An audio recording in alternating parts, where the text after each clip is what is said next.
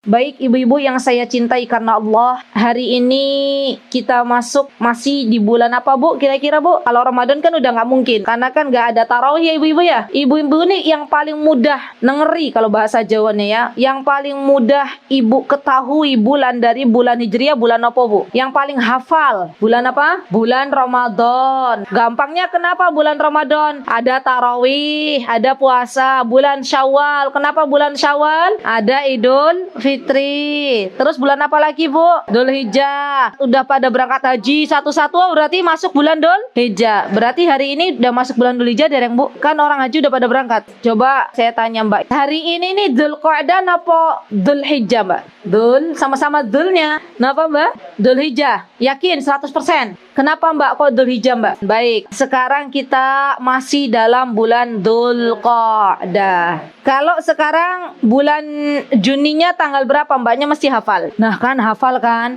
27 bulan apa?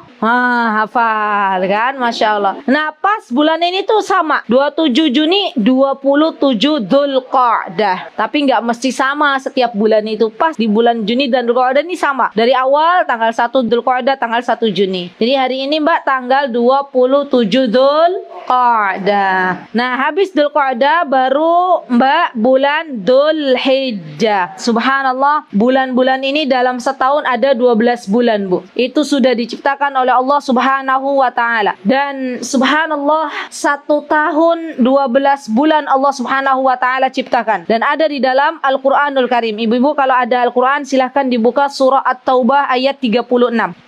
Saya bacakan ayatnya ya. A'udzubillahi minasyaitonirrajim. Inna iddatash syuhuri 'indallahi 12 syahran fi kitabillah yauma khalaqas samawati wal arda minha arba'atun hurum. Dzalikad dinul qayyim. فلا تظلموا فيهن أنفسكم وقاتلوا المشركين كافة كما يقاتلونكم كافة واعلموا أن الله مع المتقين. Nah, dari surah At-Taubah ayat 36 ini kita bisa belajar. Nah, ini kita belajar ilmu ini biar kita itu tahu. Oh, ternyata subhanallah, angka matematika Bu pertama kali ada dalam Al-Quran. Ya, subhanallah. Lihat, kata Allah Subhanahu wa ta'ala, sesungguhnya bilangan di sisi Allah itu ada berapa bulan? 12 bulan. Ya, subhanallah. Jadi angka itu pertama kali ada dalam Al-Quran. 12 bulan. Dan dalam ketetapan Allah di waktu Allah menciptakan langit dan bumi. Dan di antara 12 bulan itu subhanallah ada 4 bulan haram. 4 bulan haram itu bukan haram di sini artinya bukan diharamkan ya Bu, tapi 4 haram di sini artinya adalah dimuliakan. Di apa Bu? Dimuliakan. Kira-kira bulan apa mawon? Dzulqa'dah, Dzulhijjah, Muharram, Rajab. Ya, dicatat baik-baik ya. Yang 3 ini berurutan Bu. Dzulqa'dah, ini yang sekarang kita hidup. Dzulhijjah, Muharram, Rajab. Rajab itu sebelum Sya'ban, ya kan? Sya'ban itu sebelumnya Rajab, setelahnya Ramadan. Ya, diingat-ingat. Ada 4. Tadi bulan apa aja? Dzulqa'dah, Dzulhijjah, Muharram, dan Rajab. Ya, Masya Allah. Dan hari ini, ibu-ibu, sampai 2 bulan yang akan datang, insya Allah bulan Dzulhijjah dan bulan Muharram, itu kita berada di bulan yang Allah muliakan. Artinya, jangan sampai kita lalai dari berbuat amal saleh. Perbanyak amal saleh. Walaupun mungkin dalam bulan Dzulqa'dah, Dzulhijjah dan Muharram ini perjuangannya lebih berat daripada kita berbuat amal solih pada bulan Ramadan. Cung di sini, siapa di antara ibu-ibu atau mbak-mbak yang biasa baca Al-Quran di bulan Ramadan minimal 2 lembar? Nah, kalau bulan Ramadan gak baca Al-Quran, kapan lagi bacanya? ya kan? Bulan Ramadan baca ya minimal 2 lembar, kan sedikit kan? 2 lembar. Siapa yang mendawamkan dari bulan Ramadan keluar, Syawal, kemudian setelah itu bulan Dzulqa'dah, Dzulhijjah, senantiasa istiqomah 2 lembar itu. Siapa di antara mbak-mbak di sini? Ayo. Kalau ibu-ibu saya yakin udah biasa baca Al-Quran. Ya kan, Bu? Ibu-ibu zaman dulu tuh Masya Allah ba'da maghrib ini sudah istiqomah ya, Bu ya? Ngaos, ngaji. Beda sama mbak-mbak zaman sekarang. Kalau ibu-ibu ba'da maghrib bukannya Quran, mbak-mbak zaman sekarang ba'da maghrib bukannya HP, Bu. Ya. Jujur ya, Mbak ya, begitu ya? Coba siapa di sini mbak-mbak yang masih mendawamkan, masih merajinkan dari bulan Ramadan sampai sekarang baca minimal 2 lembar? Saya kasih hadiah. Ayo, Cung, jujur. Mbak, 2 lembar. Masya Allah. Nih nanti hadiahnya diambil ya. Baik, barakallah nak. Mudah-mudahan menjadi penyemangat untuk yang lainnya. Sesungguhnya apa yang kita lakukan di bulan Ramadan itu harus kita lanjutkan perjuangan amal soleh di bulan-bulan setelah kita keluar dari bulan Ramadan. Ibu-ibu yang biasa di bulan Ramadan sholat malam, lanjutkan sholat malamnya. Yang biasa bersedekah, kan kalau bulan Ramadan enteng ya, Bu. Mau sedekah tuh Masya Allah rasanya ringan. Lanjutkan di bulan-bulan haram ini. Di bulan Dzulqa'dah, bulan Dzulhijjah, bulan Muharram, lanjutkan sedekah. Yang namanya sedekah tuh untuk pertama kali harus dipaksa, Bu. Kita paksakan. Kenapa? Karena kalau nggak kita paksakan, pengennya semuanya kita pakai. Ya nggak? Pengennya kita nikmati di dunia. Padahal sesungguhnya harta yang abadi adalah harta yang kita sedekahkan. Besok nih, Bu, pada waktu kita berdiri di mahsyar, kita ini sesuai dengan sedekah kita masing-masing. Naungan yang ada di atas kita itu sesuai dengan sedekahnya masing-masing. Hari ini kita nggak bisa melihat seberapa banyak sedekahnya seseorang. Tapi besok nanti di akhirat kita akan lihat, oh fulanah itu rajin bersedekah. Oh fulan itu rajin bersedekah. Subhanallah. Maka yuk kita dawamkan lagi, kita biasakan lagi yang namanya sedekah, baik di bulan Ramadan maupun di bulan-bulan haram. Karena pahalanya sama, dilipat gandakan. Jadi keuntungan ibu-ibu beramal solih di bulan haram ini, di bulan Dzulqa'dah, Dzulhijjah, Muharram, semua pahala dilipat gandakan. Begitu pula dosa. Hati-hati. Sebagaimana pahala dilipat gandakan, maka dosa yang kita lakukan, maksiat yang kita lakukan kepada Allah di bulan-bulan haram, yaitu di bulan Dzulhijjah, Dzulqa'dah, Muharram dan Rajab, juga dilipat gandakan dosanya. Subhanallah. Hati-hati untuk kita berlaku maksiat kepada Allah, karena sesungguhnya Allah adalah zat yang banyak berbuat kebaikan untuk kita. Ya, kita malu berbuat maksiat bukan malu karena orang, bukan malu karena ada teman, tapi lebih dari itu malu karena dilihat oleh Allah Subhanahu wa taala. Nah, mari ibu-ibu, saya ajak diri saya dan ibu-ibu dalam beramal solih ini kita bikin to-do list. To-do list nih gini, Bu. Ya, Ibu misalnya nulis wonten kertas nih kok, Bu, ditulis ya. Tapi Masya Allah kadang tulisannya ibu-ibu zaman dulu tuh lebih rapi. Ya, walaupun mungkin tulisannya bersambung nih kan nggih, Bu nggih. Latin nggih, Bu nggih. Masya Allah, tapi lebih rapi Masya Allah daripada anak zaman sekarang. Nggak terbiasa nulisnya di HP kalau zaman sekarang, Bu. Tulis, Bu, hari ini mau apa? Hari ini to-do listnya dirunut gitu ya. Salat wajib tepat waktu, baca Al-Quran 2 lembar misalnya. Saya nggak muluk-muluk 1 juz, mending 2 lembar continue daripada 1 juz pas hari Jumat saja. Jadi sedikit-sedikit itu lebih baik daripada banyak tapi cuman sekali dalam sepekan. Sedekah, infak misalnya. Ibu-ibu tuh biasanya apa? Berbakti kepada suami. Kalau kalian anak muda, berbakti kepada orang tua. Misalnya lagi to-do listnya sholat duha, misalnya dibikin tuh to-do list kebaikan amal saleh, memberikan makan ke tetangga, apalagi Mbak, sedekah kapan saja boleh gitu ya. Ya kalaupun mau pagi hari ya boleh juga, didoakan oleh malaikat. Kemudian berniat ketika keluar rumah memakai jilbab ini adalah niat untuk mendapatkan pahala di sisi Allah, menyenangkan hati suami. Wah itu ibadah semua tuh. Ya, berzikir kepada Allah sambil nungguin dagangan mbak-mbak, ya sambil bikin remimil mulutnya daripada nyanyi yang enggak. Dan subhanallah, saya sering mengatakan kepada anak muda, demi Allah takutlah kepada Allah. Kalau pas nyanyi lagu Korea, malaikat maut datang. Ya, temannya udah bilang, la ilaha illallah, la ilaha illallah. Allah yang keluar ucapan-ucapan lagu Korea. Dan Allah wafatkan dalam keadaan su'ul khatimah. Misalnya, na'udzubillah summa na'udzubillah. Maka daripada itu, mending kita baca subhanallah, subhanallah, subhanallah. Dan itu mudah. Ya. Jadi banyak amal soleh yang bisa kita lakukan. Nah, di antara amal soleh yang bisa kita lakukan ibu-ibu di bulan Dzulhijjah nanti adalah memperbanyak amal soleh di 10 hari pertama bulan Dzulhijjah. Ya, karena Allah Subhanahu wa taala memberitahukan kepada kita dalam surah Al-Fajr, wal fajr walayalin ashar. Para ulama mengatakan yang dimaksud walayalin ashar di sini adalah apakah itu 10 hari terakhir Ramadan atau 10 hari pertama di bulan Dzulhijjah. Maka ulama mengatakan untuk malam yang terbaik adalah 10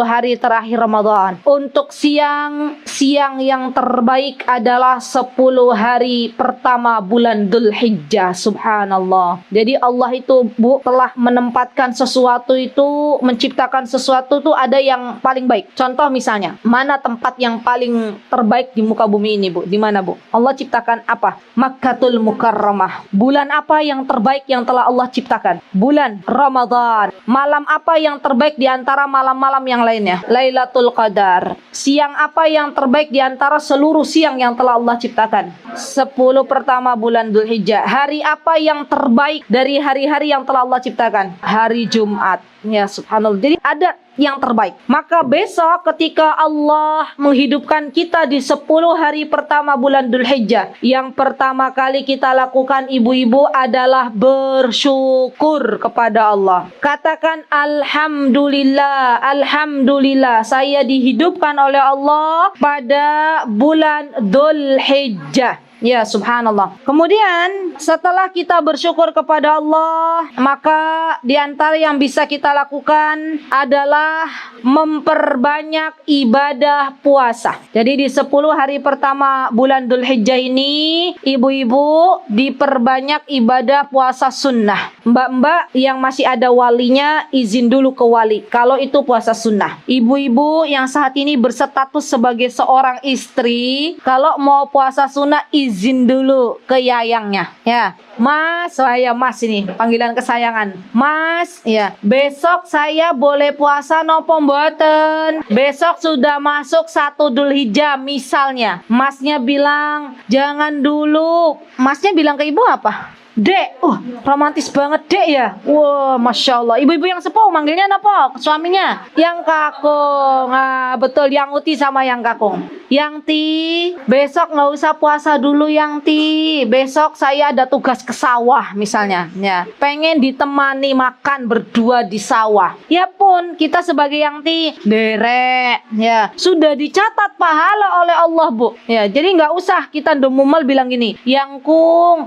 puasa mawon koyo mboten pareng gitu kan, kita mau puasa ya. Subhanallah, ketaatan istri kepada suami itu lebih diutamakan karena hukumnya wajib ya. Subhanallah, jadi perbanyak ibadah puasa sunnah. Dan jangan lupa ibu-ibu, yang namanya ibadah puasa sunnah juga kalau bisa sahur ya. Jadi bukan cuman ibadah Ramadan saja, tapi ibadah puasa sunnah juga harus kita lakukan adab-adabnya. Di antara adabnya adalah bersahur dan memulai berbuka puasa dengan disegerakan. Ya, Masya Allah. Baik, terutama tolong dicatat mbak-mbak, besok pas ketemu sama Allah ditanya tuh masa mudanya digunakan untuk apa. Kalau nggak bisa puasa dari tanggal 1 sampai tanggal 9 Dzulhijjah, minimal, ini seminimal-minimal, tolong dibikin alarm, di set alarmnya masing-masing. Kadang kan lupa ya Bu ya, tanggal 9 Dzulhijjah kita berpuasa. Ya, di set alarmnya 9 Dzulhijjah ada namanya puasa hari Arafah. Semua ibu-ibu di set alarmnya. Kenapa? Karena subhanallah ternyata keutamaan puasa di bulan Dzulhijjah tepatnya tanggal 9 9 itu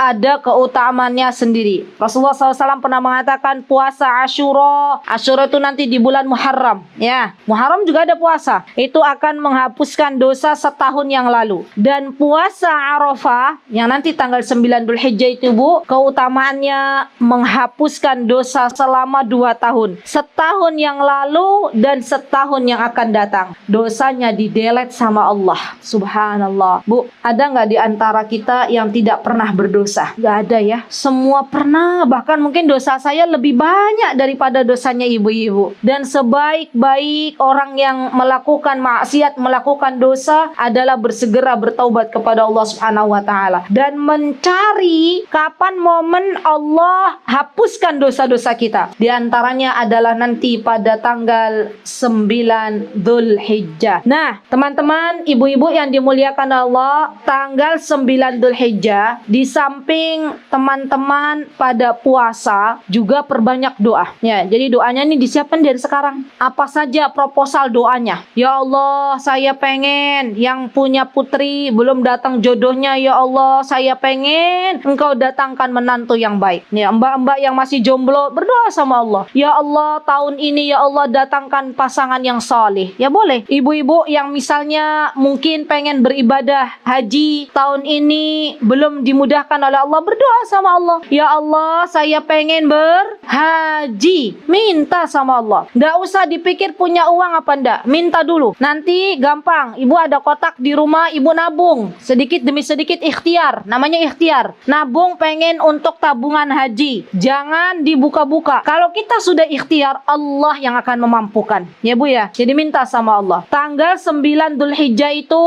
kalau bisa waktunya mbak-mbak, ibu-ibu libur dari aktivitas-aktivitas mengejar dunia. Maksudnya boleh kita beraktivitas tapi jangan sampai lupa untuk berdoa. Kenapa? Karena di antara waktu mustajab berdoa adalah hari Arafah. Ya subhanallah. Hari Arafah itu waktu mustajab berdoa. Sebagaimana ibu mempersiapkan malam Lailatul Qadar. Kan pada bulan Ramadan kan orang-orang mencari Lailatul Qadar. Malamnya itu dari tanggal 21 sampai tanggal akhir sampai terakhir bulan Ramadan. Sama. Sekarang kita juga perlu persiapan. Hari Arafah itu kita cari, bahkan subhanallah gampang kan? Nyarinya tanggal 9 sudah dijelaskan oleh Rasulullah SAW. Tanggal 9 tinggal kita mau apa enggak. Ya, kita mau berdoa apa enggak. Jadi tanggal 9 Dzulhijjah itu Bu, besok kita gunakan sebaik-baiknya untuk memperbanyak berdoa kepada Allah Subhanahu wa taala. Subhanallah. Coba saya mau tanya kepada ibu-ibu mbak-mbak. Ada nggak di antara ibu-ibu mbak-mbak di sini yang nggak punya permintaan sama Allah? Nggak butuh sama Allah, ada nggak? Semua butuh ya. Subhanallah. Maka kalau kita butuh sama Allah, perbanyak berdoa, perbanyak meminta. Kalau kita banyak minta ke manusia Bu, suatu hari manusia yang kita minta itu akan bosan. Ya. Tapi Allah kalau sering kita minta, justru Allah akan semakin sayang kepada kita. Kadang masalah Allah turunkan, Allah hadirkan di kehidupan seseorang itu agar orang tersebut itu minta sama Allah, agar orang tersebut itu berdoa sama Allah Subhanahu wa taala. Subhanallah. Maka perbanyak doa pada tanggal 9 Dzulhijjah nanti karena itu adalah waktu mustajab untuk kita berdoa. Baik, kemudian di bulan Dzulhijjah ini ibu-ibu, apa yang bisa kita lakukan dari berbagai macam amal saleh? Di antaranya adalah berkurban. Ya, berkurban karena Allah Subhanahu wa taala mengatakan fasholli li rabbika wanhar. Itu ada dalam surat apa? Al-Kautsar. Ya, Al-Kautsar itu juz pinten Bu? Juz 30. Jadi ibu-ibu kalau juz 30 jangan yang dihafal cuma 3 kul. Qulhuwallahad, qul a'udzu birabbil falaq, qul a'udzu birabbin nas. Hafal ada di juz berapa? 30 gitu ya. Al-Kautsar juga ada di juz 30. Allah Subhanahu wa taala mengatakan fasholli li rabbika wanhar. Salatlah untuk Rabbmu dan sembelihlah sembelihan untuk Allah. Maksudnya adalah berkurban. Subhanallah, Islam mengajarkan banyak kebaikan. Ya, di antara kebaikannya adalah peduli. Ya, ketika datang bulan Dzulhijjah, ya Masya Allah, maka disunahkan untuk beribadah kurban. Dan para ulama mengatakan berselisih pendapat. Ada yang mengatakan kurban ini wajib, ada yang mengatakan kurban ini sunnah, ada yang mengatakan kurban ini sunnah muakkad. Yang jelas kurban maknanya adalah sunnah, hukumnya adalah sunnah. Siapa yang mampu berkurban, kemudian dia tidak berkurban, kata Rasulullah SAW, maka dia bukan termasuk dari golonganku. Ingat ya Bu, orang dia mampu untuk berkurban, bisa beli mobil, ya, tapi ternyata nggak mau berkurban, maka itu bukan golongan dariku. Subhanallah. Jadi yang namanya berkurban itu adalah sebuah amal solih yang bisa dilakukan oleh seorang muslim ketika datang bulan Dzulhijjah. Dan sebaik-baik amal solih Bu, lihat ada sebuah kaidah diterangkan oleh para ulama, sebaik-baik amal solih adalah yang sesuai dengan waktunya. Maksudnya begini, ibu berada di bulan Ramadan, maka sebaik-baik amal soleh di bulan Ramadan itu berpuasa. Ya, kenapa? Karena puasa wajib, diwajibkan pada bulan apa? Ramadan. Bulan Dzulhijjah, sebaik-baik amal soleh apa Bu? Berkurban. Karena kurban dilaksanakan waktunya pada bulan Dzulhijjah. Dan kurban ini ibu-ibu, mohon maaf ya, saya akan menjelaskan sedikit, bukan ibadah seumur hidup sekali, bukan. Padahal subhanallah, kalau dia mampu setiap tahun juga boleh berkurban. Hewan apa yang boleh untuk dikurbankan Bu? Kambing, sapi, unta. Di Indonesia aja, jangan jauh-jauh. Ya unta boleh, unta. Cuman kan unta di sini adanya cuma di kebun binatang, masa mau dikurbannya? Domba. Beda loh Bu, harus bisa dibedakan antara kambing sama domba. Karena nanti dalam syaratnya itu yang dibedakan. Kalau domba 6 bulan itu sudah bisa jadikan hewan kurban. Kambing nggak bisa. Kambing usianya harus 1 tahun. Ya, jadi itu yang membedakan ya Bu. Sapi 2 tahun. Jadi ibu-ibu kalau mau berkurban, suaminya tanya ke peternaknya, ini hewan kurbannya usianya berapa Pak? Kalau kambingnya masih kurang setahun, belum boleh untuk dijadikan hewan kurban. Kalau domba itu 6 bulan sudah cukupnya. Sapi itu 2 tahun. Unta itu 5 tahun. Ya, ini yang paling lama unta. Ya. Kenapa unta itu paling lama harus 5 tahun? Karena kalau 2 tahun, 3 tahun masih kecil.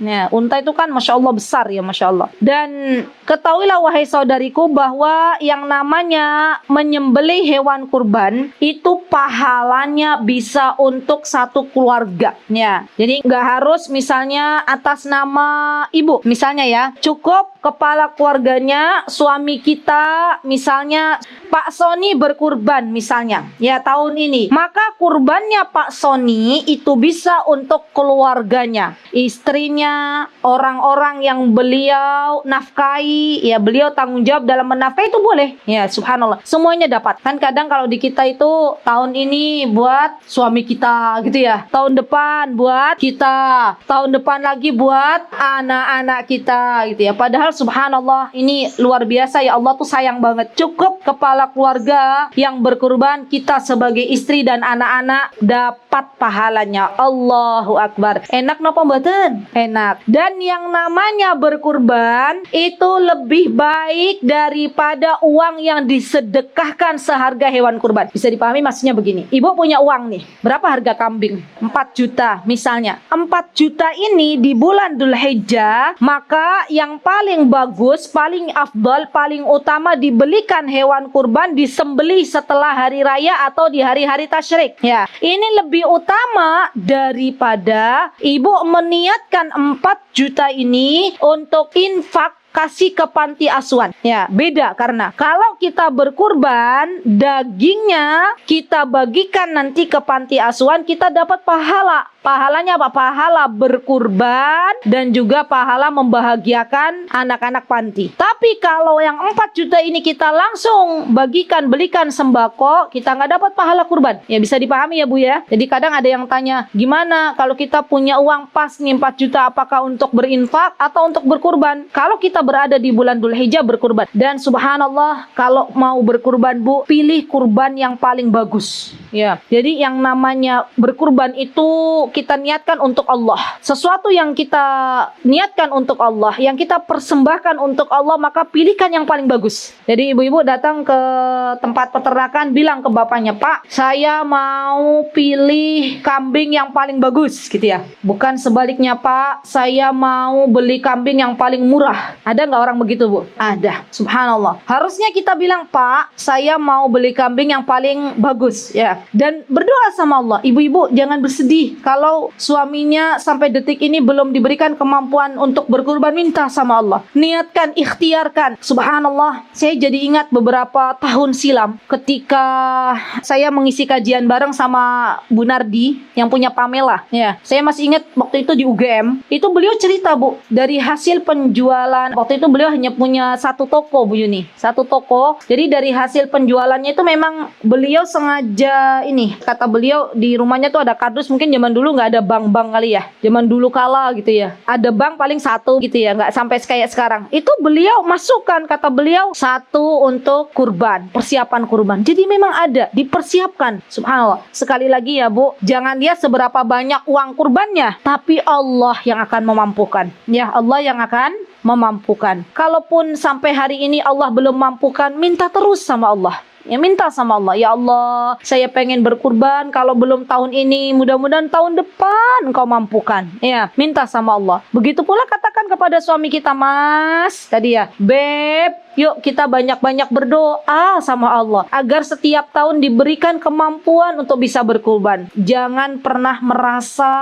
uang yang kita infakkan atau kita jadikan untuk membeli hewan kurban itu berkurang. Sesungguhnya Allah tidak butuh sembelihan kita. Allah tidak butuh daging kurban. Yang Allah butuhkan adalah ketakwaan yang ada dalam diri seorang hamba. Subhanallah. Ini Bu yang kita butuhkan. Apa yang kita sedekahkan, apa yang kita keluarkan di jalan Allah itu sejatinya bukan untuk Allah, tapi untuk kita. Untuk kita. Allahu Akbar. Bahkan Allah Subhanahu wa taala mengatakan setiap kali kebaikan yang kita lakukan kepada orang lain itu sejatinya bukan untuk orang lain, tapi balik lagi untuk kita. Semakin banyak kita berbuat baik, semakin banyak kita beramal salih, semakin banyak kita melakukan sesuatu untuk orang lain, maka semakin banyak pula kita mendapatkan kebaikan dari Allah Subhanahu wa taala. Catat baik-baik. Kalau kita mindsetnya sudah begini Bu, maka kita itu ringan kalau mau menolong orang. Kita ringan kalau mau mengeluarkan harta di jalan Allah Subhanahu wa taala karena kita yang butuh. Ya, baik. Kemudian di antara amal solih yang bisa kita lakukan di 10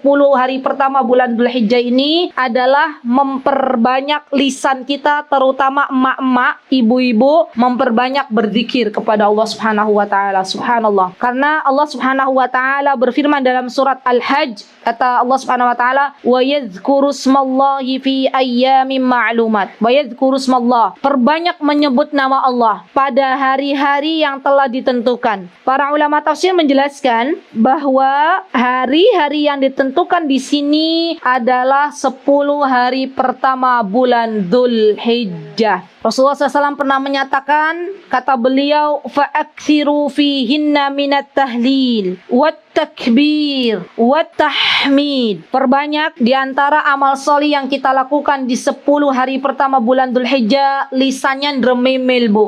Napa drememele? Subhanallah, subhanallah, subhanallah. Itu namanya napa Bu? Tasbih. Takbir, pripun takbir? Allahu Akbar, Allahu Akbar. Tahmid, Alhamdulillah, Alhamdulillah. Tahlil, La ilaha illallah. Ya, sebisanya Ibu. Kalau mau baca la haula wala quwata illa billah, boleh. Kalau mau baca subhanallahi wa bihamdihi, subhanallahil azim, boleh. Baca istighfar, astaghfirullahi wa atubu ilaik, boleh. Baca salawat, Allahumma salli ala Muhammad, boleh. Silahkan. Yang penting lisannya jangan digunakan untuk ngomongin orang Bu. Ingat, ngomongin orang, gosipin orang, ngerumpiin orang, itu berdosa. Dan subhanallah, kalau itu dilakukan di bulan haram, dosanya dilipat gandakan. Hati-hati ya. anak-anak muda, ibu-ibu yang masih muda, kadang syaitan itu subhanallah dengan mudahnya membisikkan kepada kaum wanita. Ya, awalnya ngobrol masalah sayuran yang harganya naik terus. Misalnya, ngobrolin yang namanya emak-emak ayam yang harganya masih naik terus. Begitu ya? Kan mama kan paling hafal harga-harga kebutuhan pokok. Pertamanya begitu.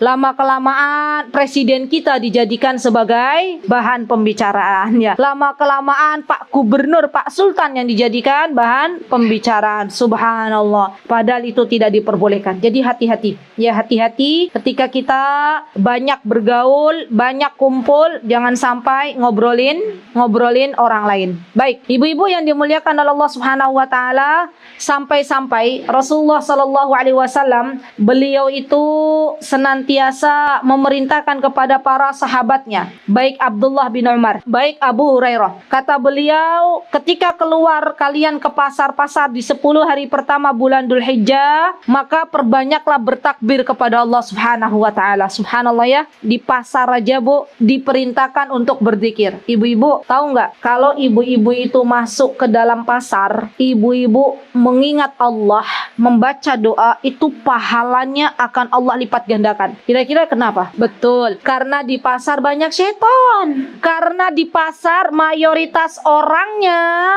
dia melalaikan Allah, ya kan? Yang ada ngitungin duit, begitu kan? Nagih utang, gitu kan? Di pasar kan begitu, nipu, rentenir ya. Jadi ketika kita di pasar itu baca doa, subhanallah. Ketika kita di pasar bertakbir, subhanallah, pahalanya Allah lipat gandakan. Subhanallah. Karena ini orang unik gitu loh. Unik di pasar. Kalau ibu-ibu baca Quran di masjid itu bukan sesuatu yang luar biasa. Ya udah biasa. Ibu-ibu bertakbir dalam masjid, Allahu Akbar, itu salat, itu hal yang biasa. Tapi di pasar, subhanallah, mengingat Allah itu pahalanya luar biasa. Ya, Masya Allah. Jadi mbak-mbaknya harus banyak berzikir kepada Allah Subhanahu wa ta'ala. Barang siapa yang dia berzikir, maka hatinya akan tenang. Ya, subhanallah. Dan ketenangan inilah yang kita cari, Bu. Kadang kita merasakan dah si ibu-ibu, mbak-mbak, rasa gerasa gerusu nggak pernah tenang. Pernah nggak kejadian seperti itu? Rasanya apa sih yang dicari? Duit ono, makan ada, anak-anak sehat, suami ya nyanding ada di depan, tapi kok hati nggak pernah tenang. Berarti kurang zikir.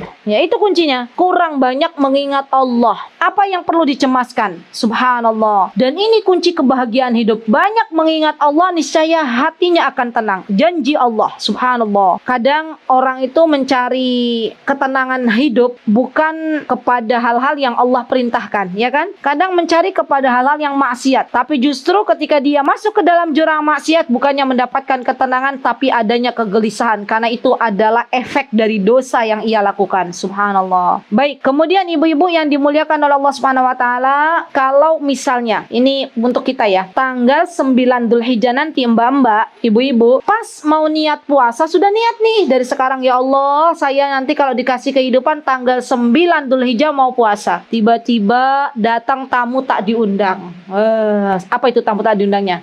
Haid, ya. Pernah nggak merasakan mau masuk 10 hari terakhir Ramadan? Ya, kita udah niat, ya Allah nanti mau itikaf, tiba-tiba datang haid gitu ya. Kira-kira gimana tuh pertamanya? Alhamdulillah, napa pripun? Ya Allah kok, nah kan, fitrah kan? Walaupun kita alhamdulillah ini haid dari engkau, tapi merasa kayak ya Allah kok yo eman gitu ya Bu ya, manusiawi, fitrah. Nah, apa yang kita lakukan biar kita dapat pahala puasa di tanggal 9 Dzulhijjah? Yang kita lakukan, kita rayu suami kita, Bu. Ya, rayu suami kita. Yang punya kakak dirayu kakaknya, yang punya adik yang sudah balik dirayu. Ayo puasa 9 Dzulhijjah, nanti saya yang menyiapkan sahurnya. Wah, nanti tak traktir gitu ya. Buka puasane saya yang nyiapin gitu ya. Masya Allah. Mau di mana bukannya? Yuk tak siapin gitu ya. Masya Allah. Dapat pahalanya. Nggak cuma satu pahala puasanya. Kalau dalam rumah ada 5 orang, dapat 5 pahala puasa. Enak napa mboten, Bu? Enak. Jadi subhanallah, kadang perempuan itu terlalu kebawa perasaan, baper. Itu dia, dikit-dikit baper ya, Masya Allah. Jadi cara diantara cara agar kita mendapatkan pahala puasa, memberikan makan untuk orang yang berpuasa. Ya, kalau berdoa kan boleh. Ya, berdoa tanggal 9 Dzulhijjah maka diperbolehkan. Ya, perbanyak berdoa, perbanyak berzikir kepada Allah, perbanyak mengingat Allah Subhanahu wa taala, perbanyak sedekah di 10 hari pertama bulan bulan Dzulhijjah. Baik, kemudian apalagi yang bisa kita lakukan? Tadi ya, baca Al-Quran. Kita perbanyak karena subhanallah satu huruf saja kita dapat 10 kebaikan. Bisa dibayangkan satu halaman tuh berapa huruf, Bu? Ya, lebih dari 100 huruf. Ya, biasanya kalau satu halaman kan 100 dikali 10 sudah berapa? 1000 kebaikan. Subhanallah. Baik, nah ini dia di antara yang bisa dilakukan oleh seorang hamba Allah di bulan Dzulhijjah ini juga adalah berhaji. Ya, subhanallah. Bu, kira-kira saya mau tanya deh ibu-ibu, mbak-mbak, siapa di sini yang belum pernah berhaji? Acungkan tangan. Insya Allah banyak ya. Baik, baik. Saya doakan semoga mbak-mbak, ibu-ibu yang belum pernah berhaji, Allah mudahkan jalannya. Allah panggil. Karena perkara ibadah haji itu, Bu, bukan seberapa dia punya banyak materi, ya, tapi murni itu adalah panggilan Allah. Saya mau cerita, Bu, ini kisahnya kisah nyata. Jadi ada suami istri, dulu pernah waktu masih mudanya kerja di sebuah tempat. Ya, Allah kasih uang banyak waktu masih muda. Ya, Allah kasih cukup itu kalau buat berhaji. Subhanallah, zaman dulu saya masih ingat ya, ibu mertua saya cerita. Dulu itu, Mbak, waktu mamah, kan kita manggilnya jidah, kadang mama pernah ya. Waktu mamah tuh dulu berhaji, itu daftar haji langsung berangkat gitu. Beda sama sekarang. Subhanallah. Zaman dulu padahal itu ada kesempatan mereka berdua suami istri ini untuk berhaji. Tapi subhanallah, mereka mengutamakan dulu beli mobil. Mereka mengutamakan dulu bangun rumah. Mereka mengutamakan dulu biaya kuliah anak-anak. Ya, padahal mampu, subhanallah. Sekarang sudah pada pensiun, usia sudah nggak lagi muda, sudah di atas 50 tahun, sudah di atas 60 tahun. Ada kesempatan berhaji, tapi ternyata pemerintah melarang untuk yang di atas 65 tahun. Dia nyesel banget ya. Ya Allah, nyeselnya nyesel udah seperti, ya Allah, kenapa dari dulu waktu ada uang, ada kesempatan, ada waktu kok ya nggak mau berangkat. Kata beliau, padahal dulu saudara-saudara udah bilang, yuk Mbak, cepet daftar haji. Katanya subhanallah, saya dan suami masih sibuk ngurusin dunia. Allahu Akbar. Jadi kalau ada kesempatan berhaji, Bu, Allah mudahkan, Allah mampukan, jangan ditunda. Karena kesempatan tuh kita nggak tahu kapan ditutup oleh Allah Subhanahu wa Ta'ala. Jangankan beribadah haji, kesempatan kecil beramal solih saja kita nggak boleh menundanya nanti. Subhanallah. Kalau kita menundanya nanti, bisa jadi amal solih yang sudah kita niatkan tuh ditutup sama Allah. Mbak mau baca Al-Quran, udah punya niat tuh dalam hati, ya Allah, saya nanti sampai di toko HS9 nih mau baca Quran gitu ya. Boleh nggak sih Bu Yuni? Misalnya datang jam 7, datang setengah 7 sebelum jamnya. Ya, sudah nunggu di depan walaupun belum dibuka misalnya ya. Tiba-tiba sudah sampai depan toko masih ditutup tokonya. Ya, udah niat tuh dari rumah mau baca Quran. Pas sampai depan toko, tiba-tiba bukan Quran yang dikeluarkan, HP yang dikeluarkan. Ya, nanti ya sebentar mau lihat WA siapa yang masuk. Ya, ditunda nggak baca Qurannya, Bu? Tunda. Habis WA kok kayaknya status bagus juga ya. Lihat status. Sampai Bu Yuni udah datang, buka toko, baca Quran, ya akhirnya nggak baca sampai besoknya. Subhanallah. Ini nih di antara efek kalau kita menanti dan menunda beramal solih. Ya, maka akan ditutup pintu kebaikannya, pintu kesempatannya oleh Allah Subhanahu wa Ta'ala, dan kita sudah nggak bisa lagi beramal solih. Sekecil apapun dari amal solih jangan pernah kita remehkan, karena bisa jadi amal solih itu yang akan masukkan kita ke dalam surganya Allah. Mbak, Ibu, kalau dengan semuanya, subhanallah, niat menyiapkan tempat pengajian ini, gelar tikar, gulung tikar, ini niatnya pengen mencari ridha Allah, pengen menyiapkan para thalabul ilmi mencari ilmu di sini, dapat pahala besar di hadapan Allah. Subhanallah. Tapi kalau misalnya kita niatnya gulung tikar, nyiapin tempat duduk ini pengen dilihat oleh atasan, oleh Bu Yuni misalnya ya, kan atasannya yang di sini Bu Yuni ya, maka itu pahalanya nggak nyampe kepada Allah. Bu Yuni udah lihat, oh Mbak ini bagus kerjaannya, datangnya awal, tikar sudah dipasang gitu ya. Subhanallah, dapat tuh pujian, sudah. Sesok tak naikkan gajinya, kata Bu Yuni. Ya, sudah dapat di dunia, tapi nggak dapat di akhirat. Ya, subhanallah. Jadi ingat, sesuai dengan niat kita, Allah akan berikan kepada kita semuanya. Baik, terakhir ibu-ibu, nanti Masya Allah sebelum masuk di bulan Dzulhijjah, alangkah baiknya siapapun para sahibul kurban, baik suami kita ataupun yang akan berkurban, hendaklah mempelajari terlebih dahulu ilmu bagaimana berkurban sesuai dengan apa yang diperintahkan oleh Rasulullah Sallallahu Alaihi Wasallam. Itu harus belajar dulu. Jangan sampai, subhanallah, sebuah ibadah yang mulia, sebuah ibadah yang besar ditolak di hadapan Allah karena tidak memenuhi syaratnya. Di antara syarat yang mana Allah menerima amalan seorang hamba adalah meluruskan niat karena Allah dan mengikuti apa yang telah dicontohkan oleh Rasulullah Sallallahu Alaihi Wasallam. Ya, dan subhanallah masih banyak, mohon maaf ya, di negara kita yang tercinta ini, di negara Republik Indonesia, masih banyak para sahibul kurban hanya bermodalkan uang, hanya bermodalkan ini, Pak, saya punya uang mau berkurban, tapi belum tahu ilmunya. Alangkah sayangnya kalau sampai belum berilmu. Padahal yang namanya ilmu ini sebelum beramal. Ya, maka belajar lagi kira-kira berkurban seperti apa yang dicontohkan oleh Nabi kita Muhammad Sallallahu Alaihi Wasallam. Subhanallah. Baik ibu-ibu yang dimuliakan oleh Allah, itu di antara amalan-amalan yang mesti kita persiapkan untuk menyambut bulan-bulan haram, bulan-bulan yang dimuliakan oleh Allah Subhanahu wa taala. Tetaplah berbaik sangka kepada Allah, tetaplah berdoa kepada Allah, tetaplah kita